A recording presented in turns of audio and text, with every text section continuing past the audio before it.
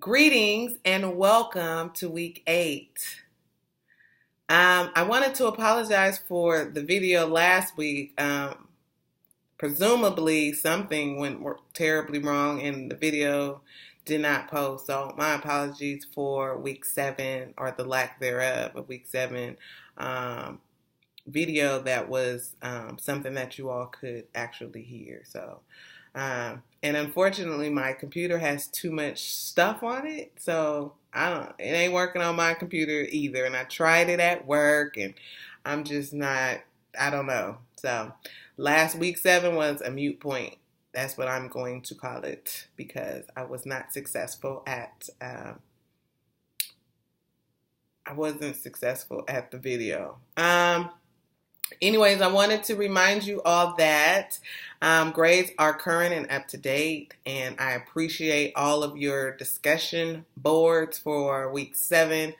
You all did a great job. I do want to remind you all that in the process of doing your discussion post, it's important that you all have 3 posts. So one should be the initial discussion, and it should be based off whatever the prompt was. And you need to support that with 2 references. And then you're going to respond to 2 peers, and you're going to offer 2 references per each discussion response. So just adding a reference just so that you met the criteria, that's not going to suffice. I want you all to be very intentional about your discussions because in an online setting, that's how we're building community. We're going to create critical conversations or opportunities to have critical conversations where you all can expand on your critical thinking and you can express your point of view in a professional way and support it by existing literature. So just putting, the book or another book and not utilizing it in or embedding it in your initial or your discussion is not going to work. So I want you all to work on that as we move forward throughout this course.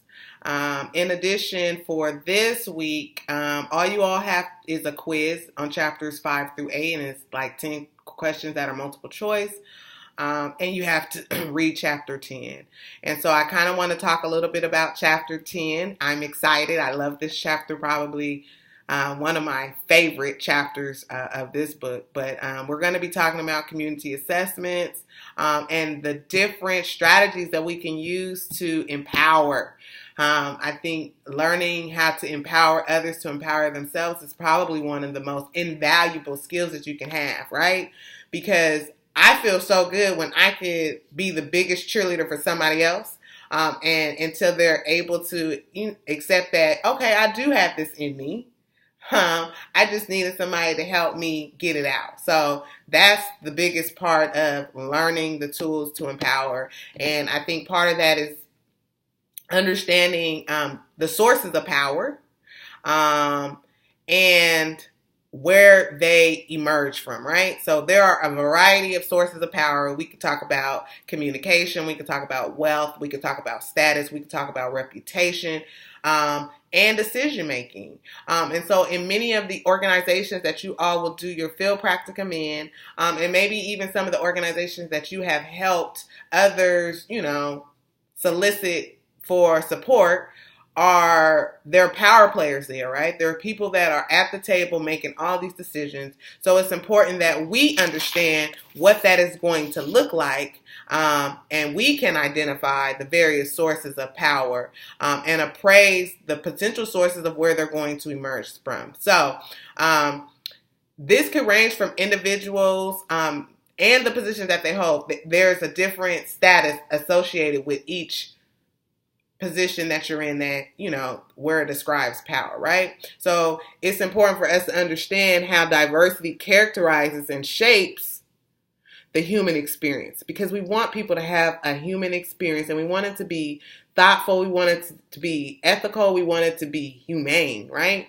And so for an example, I'm pretty sure you all are familiar with a lot of different organizations in the San Antonio area. So let's just take, for an example, Haven of Hope, right? So they offer services. They offer a plethora of services. But when we talk about, communication status, reputation, is this one of the organizations that you would actually refer people to?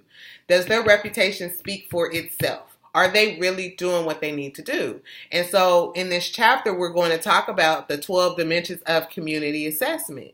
This is important because some of you all will be in a position where you are doing community assessments, because every organization wants to grow and they want to get better, especially if they're getting funding by the federal government or another entity. People want to know what's really going on. Why are we giving you this money?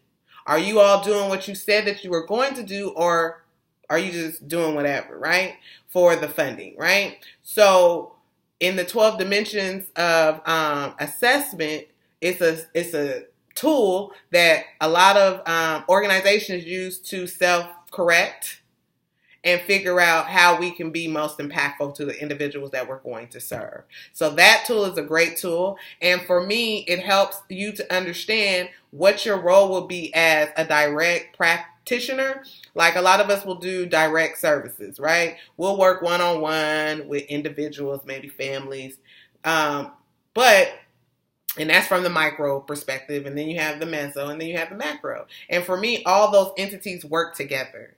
One impacts the other impacts the other. So they all work together. So if you have a body of knowledge to where you are familiar with all various aspects of practice, micro, meso, macro, I think it's going to expand your horizons and your lens a little bit better, and fully equip you with a skill set. So when you go out and practice, in whatever capacity, because everything is an impact. And so we have an opportunity to really learn about macro practice and its impact on the community because of the setting. And we can identify different elements of what that is going to look like.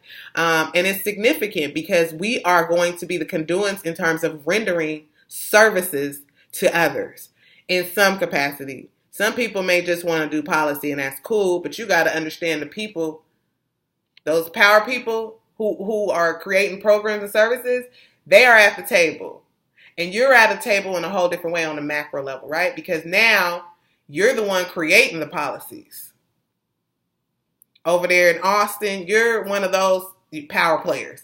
So we have to be very intentional about how we utilize our time to understand what's important and who is going to benefit, who is going to be challenged by, who are the stakeholders, basically. So, but all of them tied together. So for me, we're going to talk about inherent strengths and challenges of community, right? And how they arise, what they look like, because they're going to look different depending on what entity or agency you're working for. It's going to look different. And we're also going to talk about empowering, the sources of empowering, and it's personal and it's social, right? And they're equally as important. So now we get to build upon what we know. So when we take this information and we look at it from a micro or meso perspective, now we have some additional information to look at it from a very holistic perspective, because we're going to interact with people, person, and environment, right? And we're going to have a part in how we empower at whatever level, right? So it's important that we are familiar with the resources, the tools available to bring about change. And so in this chapter, there are a couple case studies, and I encourage you all to look through them. I think one of them is the Warden Family Institute.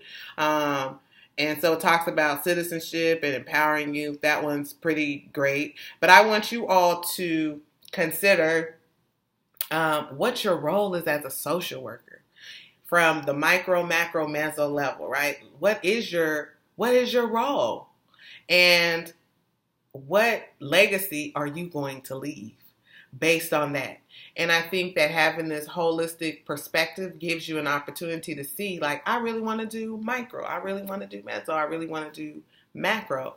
But ultimately, we're going to be charged, whether we are, behind the scenes, we're going to be charged with empowering people, changing and, shifting perspectives, shifting life, and giving people the wherewithal to be encouraged, be willing and happy to go seek services, because those services that were designed to get you from one level to the next, they're real. I'm not dehumanized along the process. I'm empowered, and I see it as a stepping stool to get to where I really need to be.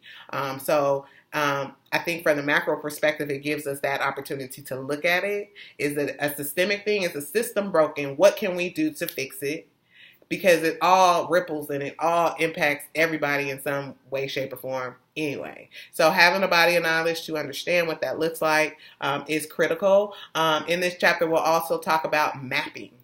So in addition to mapping and assessment, I don't know, you guys are going to be empowered too at the end of this, right? And so that's the goal, to get you motivated. Like, this is real. And so I think some of those case studies provide an opportunity for us to just, okay, I can see how I have a similar situation. This is what it is, but what do you do with the information? So that's key. So if you all want to have additional dialogue in that regard, I'm open to doing that. So just want to summarize, and then I'll let you all go. But great job with your discussion posts from week 7. Grades are up to date. You have a quiz this week on chapters 5 through 8. Read chapter 10. Kind of familiarize yourself with the 12 dimensions of community assessment. Look at mapping.